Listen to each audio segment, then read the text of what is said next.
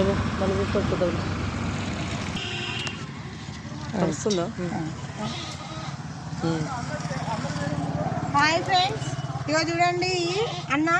ఈ అన్న ఎక్కడి నుంచి వస్తావు అన్నాను? బెంగళూరు నుంచి వచ్చినాం, హైదరాబాద్లో ఉన్నాం. అంతా మేమే కుట్టేది, మేమే రెడీ చేస్తాము. గుమ్మానికి దారబందాలకి అన్నీ రెడీ చేసి మేమే అమ్ముతాము.